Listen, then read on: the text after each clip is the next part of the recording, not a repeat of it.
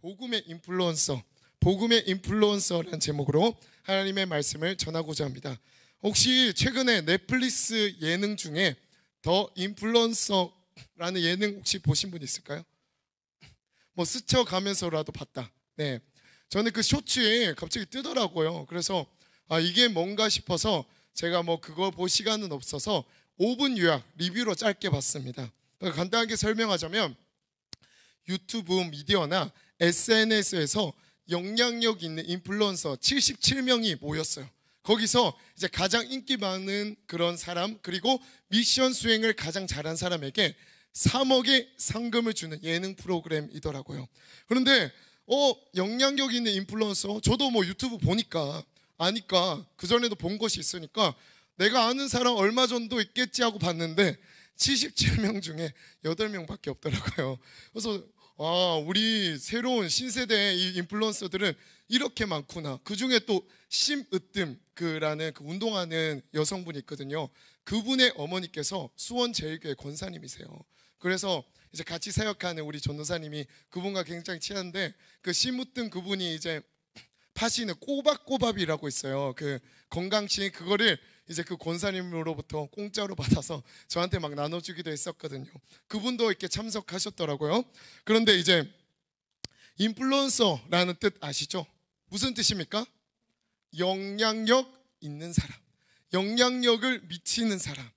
전 여기에서 그 인플루언서라는 그 짧은 리뷰를 보면서 한 사람이 굉장히 주목받고 있는 것을 보았습니다. 뉴스에도 뜨더라고요. 그 사람이 누구냐면 이사벨라는 사람이 있어요. 혹시 아세요? 이사벨?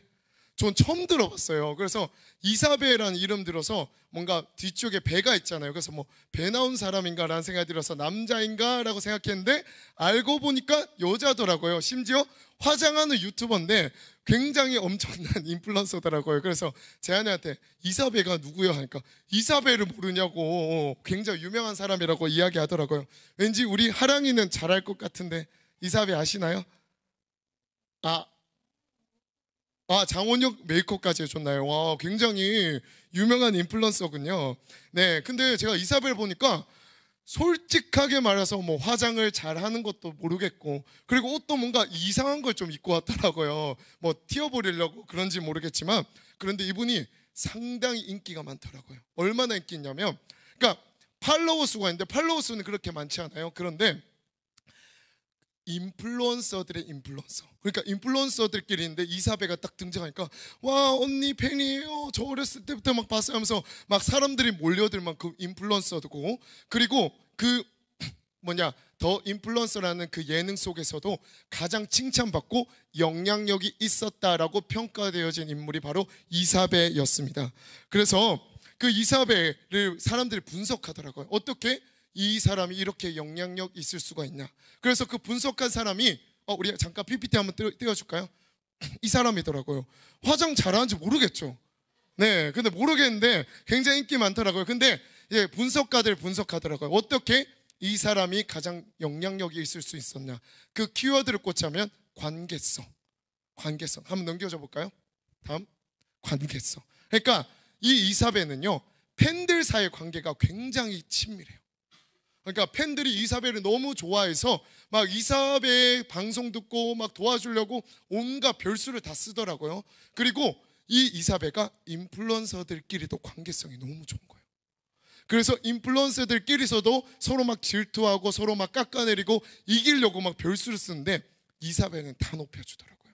그래서 이 리뷰어들이 이야기하는 이 이사벨은 이런 특징이 있었다. 관계성이 상당히 좋았다. 그래서 넘겨볼까요? 네, 그래서 이 리뷰어가 실제로 이야기하는 거였습니다.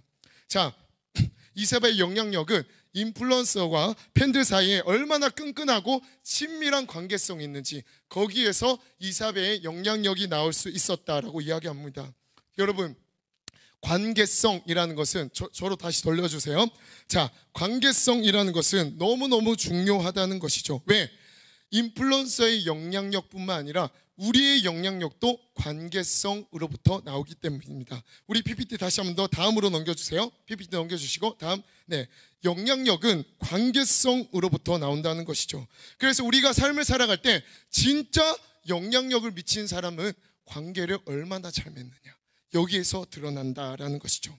그런데 여러분 그거 아시나요? 여러분들도 인플루언서라는 거예요. 무슨 인플루언서? 복음의 인플루언서라는 거예요. 우리 사모님께서 찬양 시작할 때도 말씀하셨죠. 우리는 하나님 나라에 확장하면서 예수님의 길을 걸어가면서 우리가 하나님 나라를 전하고 예수님을 전하는 사람들이라고. 우리는 세상 사람들을 나를 증명하고 나의 영향력을 드러내는 사람이라면, 우리 예수님을 믿는 자들은 예수님의 영향력을 미친 사람, 친구에게 예수님의 영향력을 알려주는 복음의 인플루언서라는 것이죠. 그런데 하나님께서는요, 여러분들의 학교와 가정과 이제 모든 삶의 영역에서 예수님의 복음을 전하고 친구들에게, 가족들에게 예수님을 전해야 하는 복음의 인플루언서로 세우셨어요. 그래서 예수님 믿는 자들은 단 한 명도 예외 없이 복음의 인플루언서라는 것입니다. 전도사님도, 성도분들도, 선생님들도 아무도 예외 없이 여러분들은 모두 다 복음의 인플루언서라는 것이죠. 그래서 우리 한번 선포해 볼까요? 나는 복음의 인플루언서다. 믿으십니까? 아멘. 자, 이건 우리의 선택이 아니라 예수님이, 하나님이 우리에게 그렇게 세우셨고 명령하셨다는 것입니다. 그런데 이미 어떤 친구들은 복음의 인플루언서로서 영향력을 미치기 위해 아예 작정을 한 친구들이 있더라고요. 그 친구가 누구냐? 우리 여기 앞에 있는 찬송이. 네, 찬송이가 제가 반장을 왜 했냐라고 물어보니까 친구들에게 선한 영향력을 미치려고 반장 선거를 했다라고 그때 저한테 얘기했었죠. 신방하면서 라고 그렇게 얘기를 하는데, 이 친구는 지금부터 복음의 인플루언서라는 스스로의 정체성을 알고 있구나 라는, 영향력을 미칠 준비가 되어 있구나라는 생각을 했던 그때 신방이 기억납니다. 여러분, 그런데요, 여러분들의 복음의 인플루언서, 제가 여러분들의 막 건우야, 찬영아, 유민아 막 복음의 인플루언서라 돼! 라고 말해서 그것이 되는 것이 아니라, 여러분들 안에 예수님을 만난 뜨거운 경험, 그 뜨거운 경험이 있다면 전사님이 이야기하지 않아도 하나님께서는 여러분들을 이 세상 가운데 복음의 인플루언서로 만들어 가시고 친구들에게 복음을 전해야 하는 사명감이 있음을 여러분들이 반드시 알고 있다라는 것이죠. 여러분들은 모두 다 복음의 인플루언서입니다. 근데 이미 여러분들은 예수님을 믿고 교회에 다닌다고 하는 것부터 영향력을 미치고 있는 거예요. 왜? 여러분들 교회 다니고 있죠? 예수 믿는다고 하죠? 그때부터 친구들이 너 교회 다녀? 너 주일날 예배 가지? 나랑 같이 놀자 라고 하는 것부터 나는 교회에 다니고 예수님 믿는 자라는 것을 친구들이 알고 있잖아요. 근데 보세요, 그런 얘기 막 교회 다닌 것 때문에 애들이 물어보고 또 가끔씩은 나랑 같이 놀자 하고 안 놀면 삐지고 막 그러죠. 그런 때가 있죠. 자, 그런데 불교인 친구, 절에 다니는 친구들 이런 얘기 안 해요. 근데 교회에 다니는 친구들한테만 이렇게 친구들이 얘기해요. 왜? 이미 여러분들은 영향력 있는 사람이 되었기 때문입니다. 주일마다 교회에 간다는 것을 친구들에게 이미 알려주고 있고 영향력이 미치었기 때문에 그런 인식으로 여러분들에게 계속해서 야, 교회 가지 말고 나랑 놀자. 왜 교회가, 왜 예수 믿는 것이 좋아? 라고 이야기하고 있는 것이죠. 이 말이 곧 영향력이 이미 미치고 있다. 근데 이 영향력은 이제 모두 다 친구들이 예수님 믿을 때부터 다 미치고 있는데, 우리 친구들 각자마다 그 영향력의 차이가 있어요. 그 차이가 어디에서부터 비롯되나? 아까 말했던 바로 관계성. 영향력은 관계성으로부터 나온다. 그래서 관계성이 상당히 중요하다라는 것이죠. 그렇다면 사람들의 관계를 이야기할까요? 우리 그리스도인 복음의 인플루언서들은 사람들의 관계성을 먼저 이야기하잖아요. 우리 복음의 인플루언서들은 바로 하나님과의 관계를 먼저 이야기하고 있는 것입니다. 하나님과의 관계가 얼마나 잘 형성되어 있느냐에 따라 영향력이 각자 다 다르다는 거예요. 예수님에 대해서 얼마나 깊이 알고 복음을 얼마나 깊이 뜨겁게 경험했느냐에 따라서 각자에게 미친 영향력이 다 다르다는 것이죠. 그렇다고 사람들과의 관계성이 중요하지 않다는 것이 아니에요. 그것 먼저 임해져야 한다는 것이죠. 그 이후에 이 복음을 들고 어떻게 이 친구에게 전해야 될지, 사랑으로 전해야 될지, 친절로 전해야 될지 그 방법들을 주님께서 주신다는 것이죠. 저는 근데 이제 목사님 아들이잖아요. 23살에 예수님을 만났어요. 그전에는 교회도 열심히 다녔어요. 교회 봉사활동 정말 저는 열심히 했었어요. 그런데 예수님은 믿지 않았어요. 그래서 사람들이 다 교회 목사님 아들이라는 것을 알았음에도 불구하고 친구들과 똑같이 욕하고, 친구들과 똑같이 뒷담 까고, 호박씨 까고, 친구들이 화내면 똑같이 화내고 삐지기도 하고, 그래서 저 같은 사람 때문에 그 당시에 아마 복음의 통로가 좀 막혀있지 않았나라는 생각도 듭니다. 그래서 우리는 친구들과의 관계도 너무너무 중요해요. 그렇지만 복음의 인플루언서들은 더 중요한 것이 있다. 누구와의 관계? 바로 하나님과의 관계가 가장 중요하다라는 것이죠. 성경에서도 수많은 인플루언서들이 있었어요. 누구였냐? 자, 예를 들어 볼게요. 다윗 왕이었어요. 주위에 있는 국가들도 다윗이 왕이었고 하나님을 경외한 사람으로 알고 있었어요. 또 욥도 있었어요. 욥은 어떻게 기록되어 있냐? 동방에서 가장 훌륭한 사람이었더라. 그러니까 동방에 있는 모든 사람들이 욥이 하나님을 경외하고 욥이 얼마나 훌륭한 사람이었다는 것을 알고 있었던 거예요. 그래서 욥, 다윗, 수많은 사람들이 인플루언서였다는 것이죠. 그 사람들의 공통점이 있던 것입니다. 그것이 뭐냐? 하나님과의 관계가 너무 좋았다. 하나님과의 관계가 너무 친밀했다. 그래서 그 사람들이 영향력을 펼칠 수 있었다라는 것이죠. 오늘 우리 읽었던 말씀 속에서도 또 한 명의 복음의 인플루언서가 등장해요. 그 사람이 누구일까요? 우리 하은이 누구일까요? 다니엘, 맞죠? 감사합니다. 다니엘이라는 인물이 등장합니다. 자, 우리 PPT 그 전에 넘기지 마시고 영향력이 있다. 자, 다니엘이라는 인물이 등장합니다. 자, 넘겨주세요. 자, 우리가 더 인플루언서라는 거예요. 자, 넘겨봅시다. 복음의 인플루언서. 자, 넘겨봅시다. 영향력은 관계성이 있습니다. 자, 넘겨봅시다.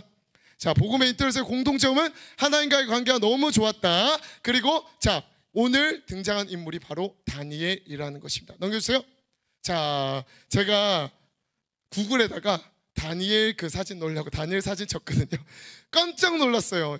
이 뉴진스 다니엘이 나오더라고요. 그래서 저는 뉴진스의 민지랑 하린 맞죠? 해림인가 하여튼 그 두 사람만 알았는데 다니엘이라는 인물이 있는 줄 처음 알았습니다. 자, 이 뉴진스 다니엘 아닙니다. 어떤 다니엘이냐? 자, 하나님께 무릎 꿇고 기대했던 다니엘이었습니다. 자, 다니엘이 얼마나 인플루언서였냐? 자, 다니엘은요, 지금으로부터 2500년 전의 사람이었어요. 그런데 얼마나 인플루언서였냐?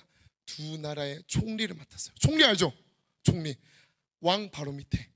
왕 바로 밑에 있을 만큼 두 나라에서 총리를 겸임했던 사람이 바로 다니엘이었어요. 자, 지금 우리가 더 인플루언서라는 예능에 나오는 사람들보다 더 영향력이 있었던 사람이었던 것이죠. 자, 그런데 자, 그 다니엘이 어떻게 그런 총리가 될 수 있었냐? 전도사님이 잠깐 이제 배경 지식을 알려드릴게요. 자, 지금 다니엘은 원래 어느 나라 사람이었죠?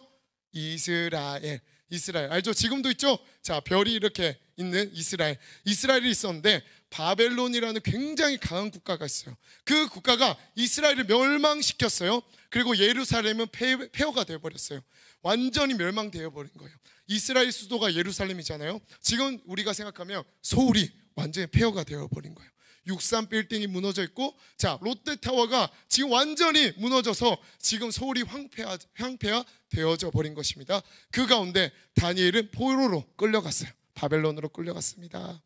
포로로 끌려갔는데, 자, 그곳에서도 하나님께서 하나님을 경외하며 이제 바벨론 포로를 그냥 막 노예로 부리는 것이 아니라 그 중에서도 귀족 출신들은 바벨론 사람으로 키워서 이제 어떻게든 써먹으려고 했어요. 이스라엘 출신들 중에 써먹으려고 했는데, 자, 아니야 다를까, 바벨론의 왕 느부갓네살이 있었습니다.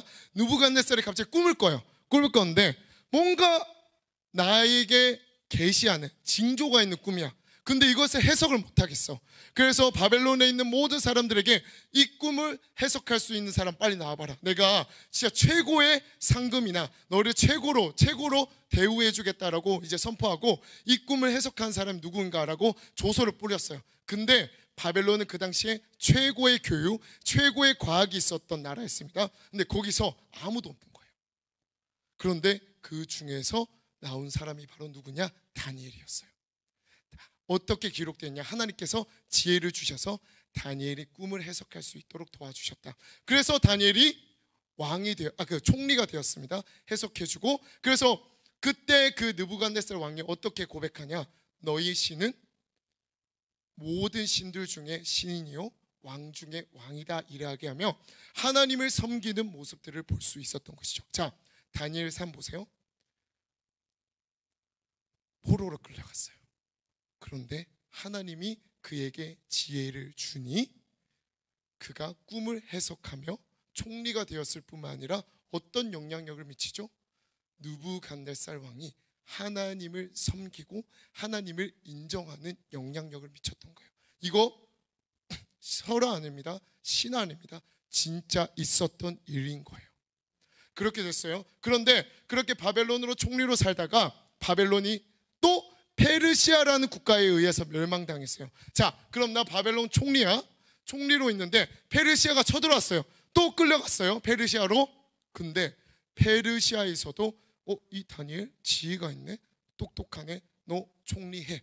그래서 곧바로 총리가 되었어요. 근데 그 페르시아에는 3명의 총리가 있었거든요. 그런데 그 3명의 총리 중에 그 중에서 다니엘이 가장 지혜롭고 똑똑했어요.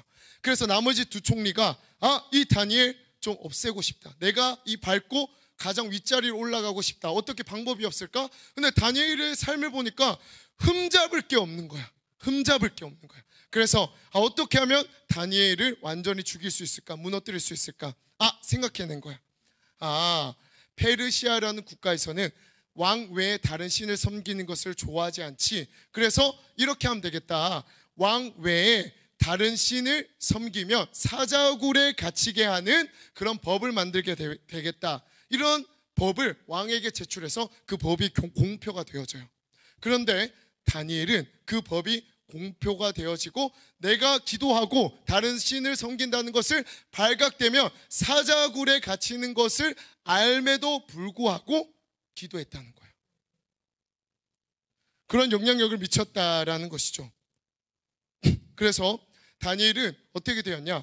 그 가운데 기도하러 가서 어떻게 됐냐? 사자굴에 갇히게 되지만 하나님께서 그를 건지게 되어지는 그런 은혜의 역사들을 경험하게 된다라는 것이죠. 자, 그런데 그때 다니엘은 어떻게 기도하러 들어갔냐? 자, 우리 PPT 다니엘 6장 10절에서 우리 구체적으로 한번 돌아보도록 하겠습니다. 우리 다 함께 한번 읽어볼게요. 시작. 다니엘이 이 조사에 왕의 도장이 찍힌 것을 알고도, 자, 이 말이 뭐냐면 조서, 그러니까 너 다른 신 섬기면 사자굴에 들어가.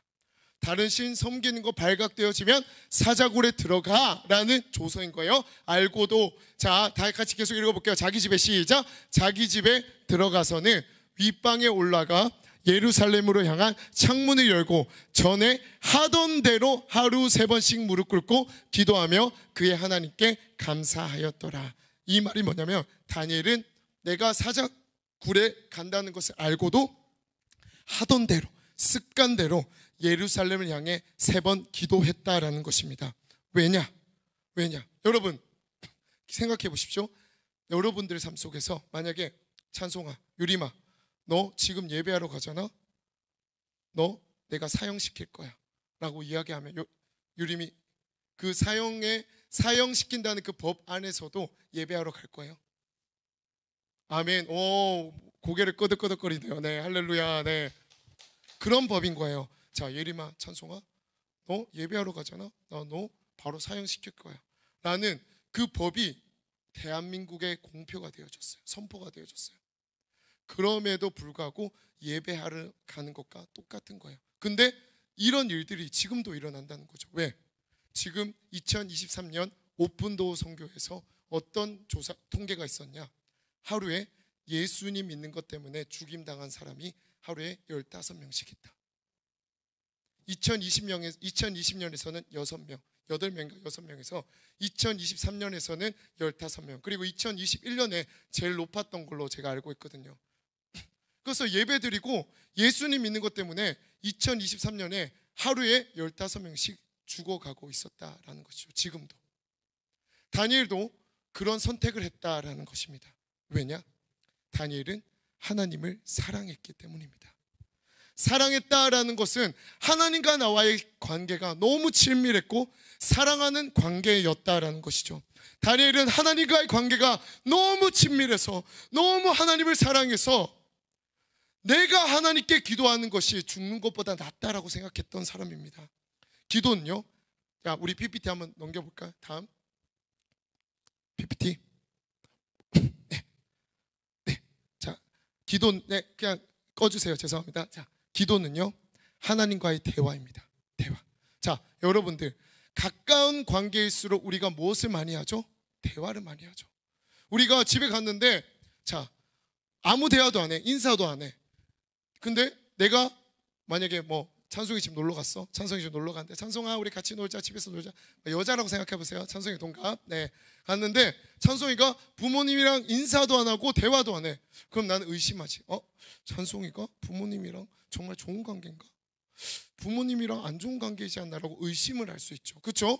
이처럼 기도는 대화예요. 하나님과 대화하는 것인데, 왜 다니엘이 그렇게 죽기까지 기도하며 주님께 나아갈 수 있었냐? 하나님과의 관계가 너무 깊기 때문입니다. 하나님과 대화하고 싶어서 하나님과 대화하는 것이 차라리 죽는 것보다, 내가 만약에 죽어서 죽임을 당해서 기도하지 못하는 것보다 기도해서 죽임을 당한 것이 낫다라고 생각한 사람이 바로 다니엘이었던 것입니다. 하나님과 관계가 굉장히 가까웠던 사람입니다. 그래서 오늘 다니엘은 하나님과 너무 사랑하는 관계여서 하나님과 대화하는 것이 내가 죽는 것보다 더 중요하다고 생각했던 사람이라는 것입니다. 참 놀랍죠. 이처럼 다니엘은 기도하는 사람이었고 하나님과의 관계성이 너무 좋았던 사람이었던 것이죠. 이 사람이야말로 바로 진짜 복음의 인플루언서인 것입니다. 사람들과의 관계가 좋은 것이 인플루언서가 아니에요.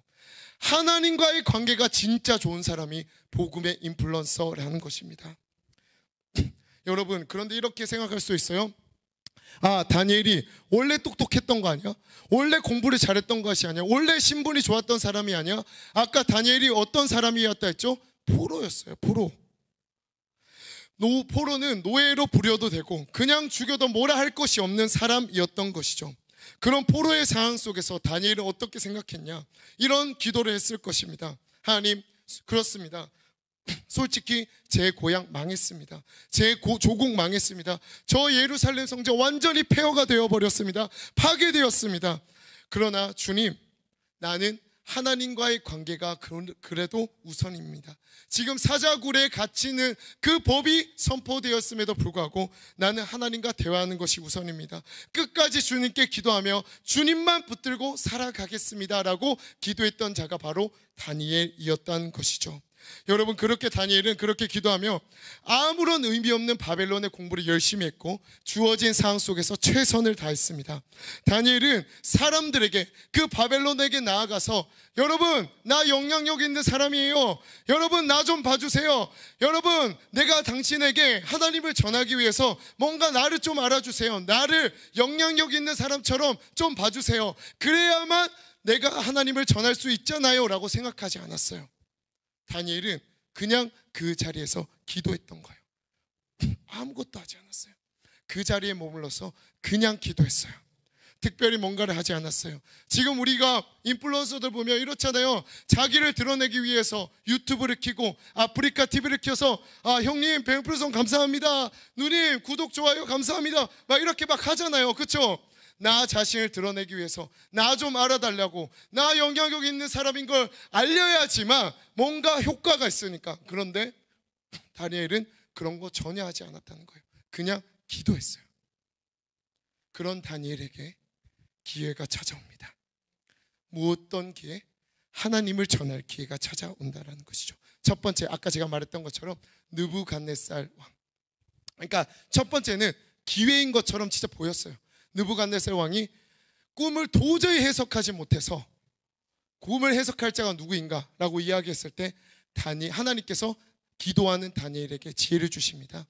그 꿈의 해석을 가지고 느부갓네살 왕에게 찾아갑니다. 그리고 꿈을 해석합니다. 그때부터 그 느부갓네살 왕이 그 하나님을 인정하지 않고, 왜? 바벨론은 하나님을 인정하지 않는 나라였어요. 그런데 그 꿈의 해석을 보고 너희 하나님은 살아있다, 하나님은 신들 중에 신이요 모든 왕들 중에 왕이다라고 하나님을 높이고 하나님을 인정하는 모습을 볼 수 있었던 것이죠. 그래서 우리가 여기에서 찾아볼 수 있는 것이 무엇입니까? 기도하면요 반드시 기회가 찾아온다. 우리 이렇게 생각합니다. 기도하면 무슨 일이 벌어져? 그냥 내가 새벽 기도에서 기도하고 여기서 정말 보이지 않는 곳에서 은밀한 곳에서 기도하는데 무슨 일이 일어나냐? 그런데 기도하면 기회가 찾아온다는 것을 오늘 다니엘 말씀 통해 우리에게 알려주고 있는 것입니다. 여러분 봐보세요. 이것은 하나님의 말씀이에요. 하나님의 말씀, 그 다니엘서가 왜 기록되어 있어요? 이 말씀이 여러분들 2024년에도 동일하게 이루어진다는 것을 주님께서 말씀하고 싶어 하시기에 이 다니엘서가 적혀진 것입니다. 여러분 성경 왜 읽어요? 하나님의 약속이에요. 하나님의 말씀이 우리의 삶 가운데 이루어지기 때문에 주님이 이 말씀을 우리에게 주신 것입니다. 그래서 다니엘서를 읽을 때도 그냥 그때 이야기라고 절대 생각하지 마세요. 하나님은 지금 우리가 살아가는 2024년에도 하나님을 경외하고 보이지 않는 곳에서 하나님께 나아가 기도하는 자들에게 기회를 주시고 하나님을 알릴, 그 하나님을 선포할 놀라운 복음의 도구로, 복음의 인플루언서로 사용하시길 원한다는 것입니다. 여러분 이 사실을 믿으시길 바랍니다. 두 번째, 다니엘상 가운데 두 번째 기회가 찾아왔어요. 어떤 기회냐? 오늘 다니엘서 6장이에요. 그런데 이 기회는 기회처럼 보이지 않아요. 고난으로 뭔가 포장되어 있어요. 어떤 고난? 사자굴. 자, 사자굴. 그러니까 기도하다 걸리면 사자굴 간다. 그런데 다니엘은 죽음을 무릅쓰고 기도했어요. 그래서 어떻게 되었냐? 그 죽음을 무릅쓰고 기도할 때 뭔가 놀라운 일들이 펼쳐질 것 같지만 다니엘은 어디로 갔냐? 사자굴로 갔습니다. 사자굴. 근데 그 사자굴은 어떤 사자굴이었냐? 며칠째 굶었던 사자들이 모여있는 굴이었어요. 그래서 만약 그 사자굴에 끌려가면 뼈도 남기지 않고 다 먹혀지는, 먹임을 당하는 그런 사자들이 몰려 있었던 사자굴에 들어간 것입니다. 그런데 다니엘이 들어갔습니다. 이틀이 지났습니다. 어떻게 되었을까요? 다니엘이 살아 있었어요. 작은 상처 하나 없었습니다. 자, 우리 PPT 넘겨볼까요? 넘겨볼까요? 자, 저렇게 다니엘은 사자들과 친구가 되었습니다. 이건 제가 각색한 겁니다. 자, 이를 보고 어떤 일들이 일어나냐? 당시의 왕이었던 다리오가 놀랍니다. 어떻게 이런 일이 있을 수 있느냐? 이 사자굴에 있었던 사자는 며칠째 굶었고 이 다니엘은 뼈도 없어져야 할 만큼 그런 상황이 나와야 하는데 어떻게 사자와 친구가 되었느냐? 그래서 물어봅니다. 하나님이 일을 하셨냐? 다니엘은 이야기합니다. 하나님의 천사를 보내주셔서 나를 보호하셨습니다. 근데 더 놀란 사건이 무엇인지 아십니까? 다리오 왕이요, 엄청나게 놀라서 이 우리 국가 페르시아는 하나님을 모두 다 섬겨야 하는 법을 만들었어요. 놀랍지 않으세요? 우리 모든 국가는 하나님만 섬기고 하나님을 높여하고 경외하는 법을 만든 것입니다. 자, 우리 말씀 한번 읽어볼까요? 자, 우리 한번 읽어봅시다. 이거 다리오 왕이 선포한 것입니다. 읽어볼까요? 시작. 내가 새 법을 세운다. 내 나라에서 사는 백성은 모두 다니엘의 하나님을 두렵고 떨림으로 섬겨야 한다. 다니엘의 하나님은 살아계신 하나님이시며 영원히 사시는 분이시다. 그의 나라는 결코 망하지 않으며 그의 다스리심은 영원할 것이다. 아멘. 새 법을 만듭니다.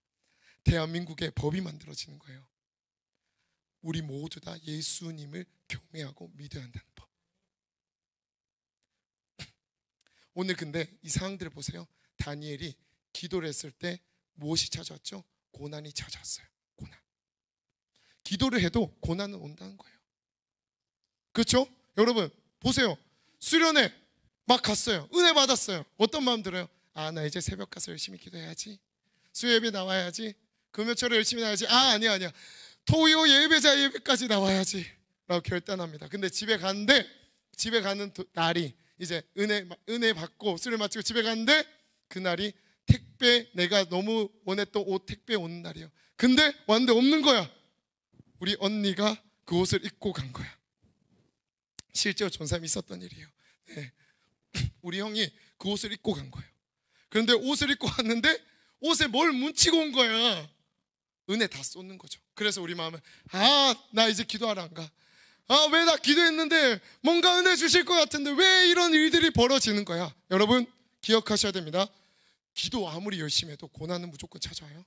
영적 공격이 있다는 거예요. 그 말은 뭐냐면 사단 마귀가 너 은혜 받았잖아, 우리 하은이 은혜 받았잖아, 너 더 이상 은혜 받지 못하게 할 거야 라고 계속해서 영적으로 공격하는 거예요. 이걸 기억해야 돼요.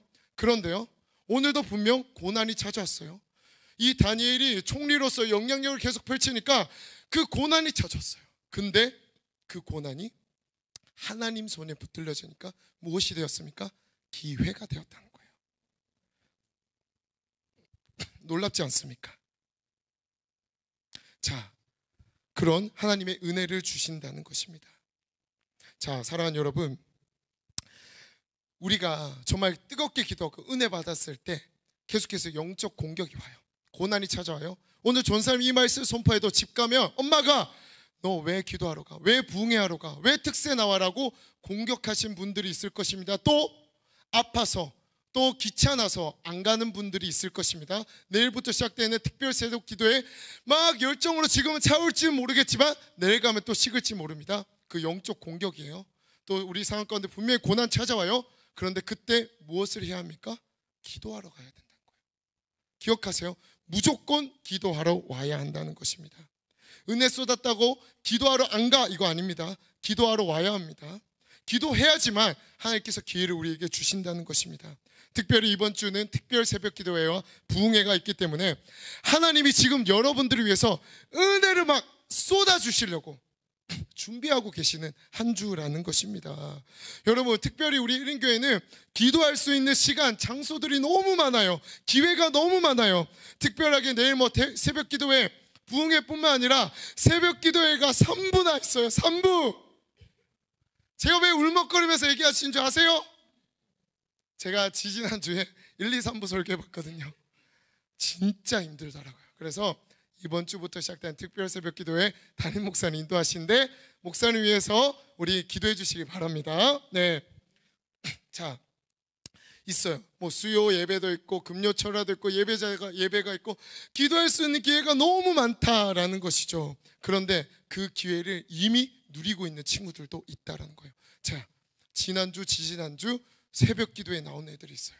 계약했는데도 나오는 애들이 있어요. 우리 찬이, 아영이도 있고 우리 예림이, 특히 예림이도 하고, 우리 예림이 고3인데 계약했는데 꾸준히 나오고 있습니다. 하나님의 은혜죠. 네. 그리고 우리 혜성이도 2부 예배 이렇게 열심히 참석하고, 우리 찬송이는 8월 15일 날 1부 예배를 참석했더라고요. 와, 참 칭찬해 주고 싶습니다. 할렐루야. 자, 여러분 기억하세요. 여러분 다니엘처럼 지금 여러분들이 기도하면요, 기회가 찾아오고 하나님께서 여러분들을 복음의 인플루언서로 반드시 세우실 것입니다. 여러분들 얼른 나와야 돼요. 내 힘으로 복음의 인플루언서 되려고 하면 안 돼요.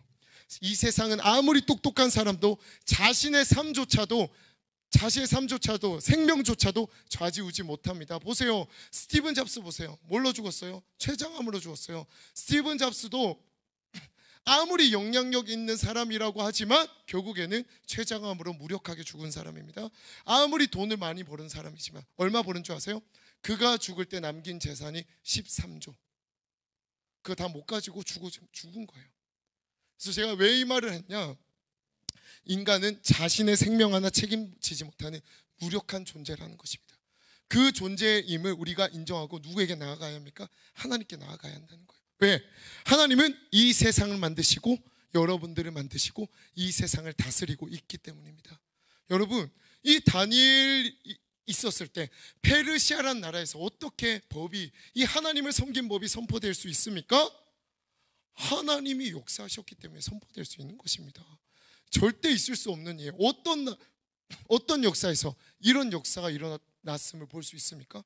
하나님이 하셨기 때문에 이런 역사들이 일어날 수 있는 것인데, 여러분도 기도하면 하나님이 동일한 역사를 여러분들에게 이루실 줄 믿습니다. 그래서 기도로 맡겨야 합니다. 여러분들 어떠한 기회의 모양이든 기도하는 자에게 하나님께서는 길을 여시고 기도하는 자에게 이 세상의 모든 무릎이 예수 이름 앞에 꿇게 하는 도구로 사용하실 것입니다. 마치 오늘 다니엘이 기도했을 때 페르시아의 왕이 하나님을 섬기는 법까지 만들면서 온 나라의 모든 백성들이 하나님을 찬양하고 섬겼던 것처럼 말입니다. 저는 말씀을 묵상하면서 여러분들을 향해서 이런 꿈을 가지고 기도했습니다. 하나님, 우리 해림교회에 있는 모든 중고등부 아이들이 복음의 인플루언서가 되어져서 지금 정치에 있는 국회의원들의 마음을 감동시키고 대통령의 마음을 감동시켜서 이 대한민국 이 땅 가운데 예수 그리스도를 위한 법이 세워지는 그 통로로 우리 아이들을 사용하여 주시옵소서. 여러분, 그 역사는 기도한 자들에게 이루어지는 것입니다. 그런데 그렇게 기도한 자는 자기의 삶을 게으르게 살지 않아요. 다니엘처럼 아무런 의미 없는 바벨론의 공부, 하나님을 대해서 배우는 것도 아니었어요. 그렇지만 그곳에서 최선을 다해서 그 공부를 익히고 하나님이 주시는 그 지혜로 말미암아 열심히 공부하고 기도하며 살아갔을 때 하나님께서 그를 총리로 세우시고 그 모든 바벨론과 페르시아의 모든 사람들이 하나님을 바라보고 영광 올려드리는 그런 복음의 인플루언서로 사용하여 주신 것입니다. 근데 한번 생각해 보십시오. 포로였던 다니엘도 사용하시는데 여러분이야 사용하지 못하겠습니까? 어릴 적부터 기도할 때 막 내 힘으로 하지 않아도 대한민국과 열방의 예수 그리스도를 선포할 무한한 기회가 여러분들에게 찾아온 놀라운 은혜가 있을 줄 믿습니다. 기도할 때 그런 친구들이 지금부터 해림교회에서 보이기 시작합니다. 기도하고 성실하게 최선을 다해 살아가는 사람, 그런 사람들을 저는 지금 몇몇 봅니다. 이야기하고 싶은데 부담스러워할까 봐 얘기 안 할게요. 저는 근데 그 몇몇 친구들만 선택되어지는 것이 아니라 우리 모든 친구들이 오늘 다니엘에게 일하신 하나님이 실제로 나에게도 일어난다는 믿음으로, 왜? 이 성경이 주신 것은 너에게도, 건우에게도, 찬영에게도, 아영이에게도, 시은에게도, 우리 자 갑자기 미안해, 우리 강민이에게도 이루어 주실 것이라는 것을 알려주기 위해 이 말씀을 적으신 거예요. 믿으시기 바랍니다. 우리 가은이에게도, 이야기하지 못한 친구들 모두 다 해당됩니다. 그 모든 기회를, 다니엘이 누린 축복과 그 은혜를 우리 모든 해림교회 친구들도 누리길 축복합니다. 다니엘처럼 이 세상 가운데 하나님을 선포할 그 복음의 인플루언서가 되길 간절히 원한 마음으로 기도해 보십시오. 최선을 다해 보십시오. 그 다니엘의 사건이 여러분들의 사건이 될 것입니다. 대한민국 교육, 정치, 경제, 문화 가운데 예수 그리스도만이 나의 구주, 나의 하나님이라고 고백하게끔 하는 복음의 인플루언서로 사용하여 주실 줄 믿습니다. 전사님 마지막 간증 한번 할게요. 전사님이 예수님 믿고 핍박 많이 당했다고 했잖아요. 자, 뭐 어떤 핍박을 가장 많이 당했냐? 사랑방이라고 이제 CC 안에 사랑방 있어요. 거기 있으면 전화 계속 와요. 술 마시러 나오라고. 안 갔어요. 안 가기 싫어. 미안하다. 너무 가기 싫은 거예요. 그래서 근데 그러니까 그렇게 나를 불러주셨던 형들과 친구들은 너무 저를, 지금 이제 다 친해졌어요. 하나님 안에서 진짜 은혜요. 그러니까 군대에서도 제가 강원도 인제 출신이에요. KCTC라고. 거기 면회도 너무 자주 왔어요. 계속 엄마도 아닌데 여자친구도 아닌데 택배도 막 보내주고, 제가 휴가 나면 잘 산 형들은 막 자기가 있는 용돈 다 끌어모아서 제가 3일 동안 서울에 있을 때 다 대줄 만큼 저를 너무너무 사랑해 줬어요. 하나님 은혜죠 이것도. 그런데 그런 친구가 갑자기 예수 믿고 변했잖아요. 같이 술 안 마셨잖아요. 그래서 마셔달라고 대준아 울면서 예전에 내가 그랬다. 근데 계속해서 제가 이제 안 받으니까 이제는 내가 진짜 더 이상 너 볼 그거 생각 없다. 그 친구들 무리와 형들이 그렇게 얘기하고 끊어버린 거예요. 전 거기서 뭘 택했을까요? 진짜 거짓말. 하나님 앞에 정직하게 무릎 꿇고 계속 눈물을 기도했어요. 자, 학기가 끝났습니다. 방학이 왔습니다. 그 사람에게도 복음을 전해야 되잖아요. 그 형들도 내가 사랑하는 사람이니까 복음 전하고 싶잖아요. 근데 전화하면 욕할까 봐 제가 쌍욕도 했었거든요. 그래서 그 자리에서 계속 기도만 했어요. 저는 그때 생각해요. 여름방학에 에어컨 틀어놓고 방 안에서 계속 눈물 흘리면서 기도했어요. 하나님, 왜 하나님 마음 주신 거죠. 제가 어떻게 뭐 기도할 수 있겠어요. 계속 기도했어요. 근데 그 중에 가장 영향력 있는 두 형이 저한테 연락 왔어요.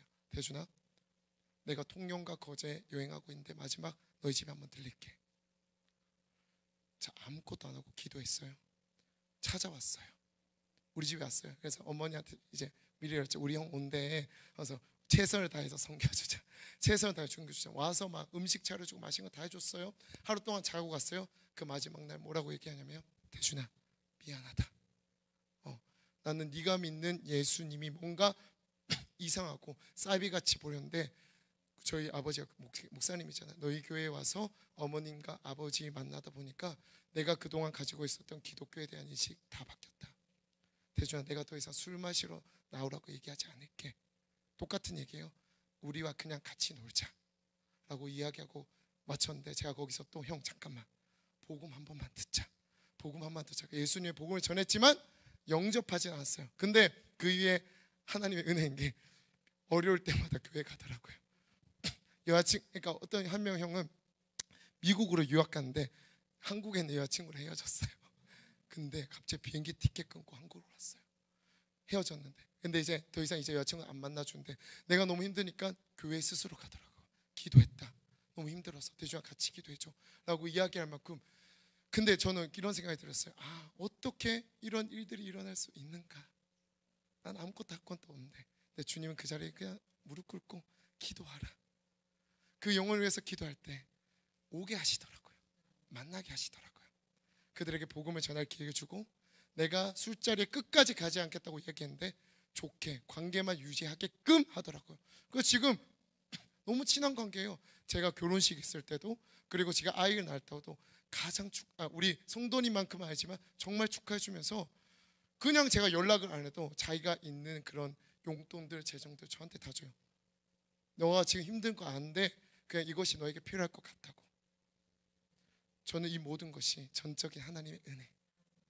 그냥 무릎 꿇고 기도했을 때, 눈물을 흘리며 하나님께 맡겼을 때 하나님께서 인도하신 역사라고 저는 믿습니다. 근데 저는 확신해요. 여러분들이 더 크게 쓰임 받을 줄. 왜? 전 23살에 예수를 믿었잖아요. 그때 그 전에 삶이 있었기 때문에. 근데 지금은 벌써부터 복음의 영향력을 위해서 주님께 나아가고 열심히 살아간 여러분들에게 이 대한민국의 경제, 정치, 사회, 문화, 종교 모든 영역을 예수님으로 말미암아 변하게 되어지는 그 주역으로 여러분들을 사용하실 줄 믿습니다.